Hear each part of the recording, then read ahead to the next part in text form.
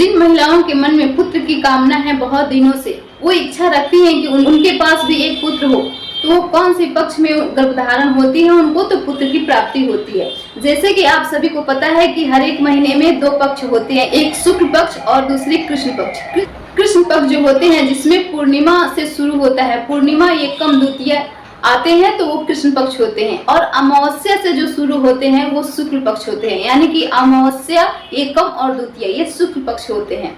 यदि किसी महिला की कामना है कि उनको पुत्र की प्राप्ति हो, पुत्र संतान की प्राप्ति हो, तो वो शुक्ल पक्ष में गर्भ धारण कर सकती हैं। शुक्ल पक्ष में यानी कि शुक्ल पक्ष के साथ साथ उनको दिन का भी और वारों का भी ध्यान रखना होता है। जैसे कि अगर शुक्ल पक्ष में वो गर्भ धारण करने का सोच रही हैं तो शुक्ल पक्ष तो होना जरूरी ही है, लेकिन शुक्ल पक्ष के अंदर जो वार होते हैं, दिन होते हैं, उनको भी सम रहना जरूरी होता है।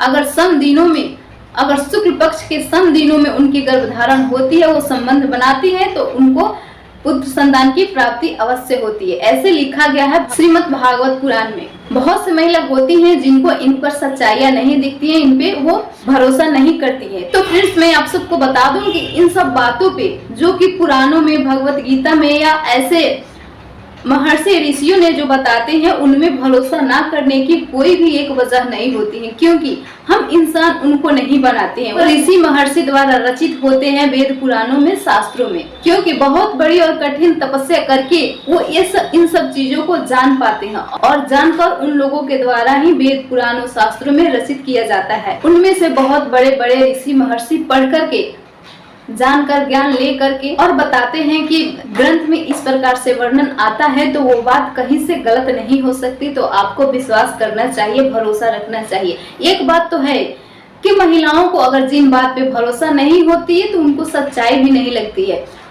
वो कितना भी इस पर प्रयास कर ले लेकिन उनको परिणाम सफल नहीं मिलता है।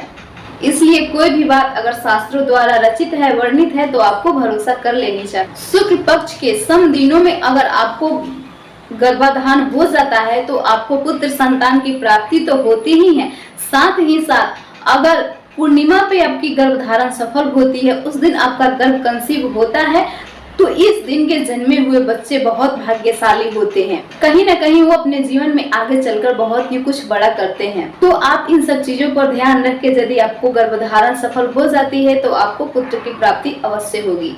आई होप कि इस वीडियो से आपको थोड़ी सी सच्चाई समझ में आई होगी, नॉलेज अच्छी मिली होगी। तो वीडियो को लाइक जरूर कीजिएगा, चैनल पे नए हो तो सब्सक्राइब करके बेल आइकन जरूर प्रेस कीजिएगा। फिर से मिलती हूँ एक अगले नए टॉपिक के वीडियो में।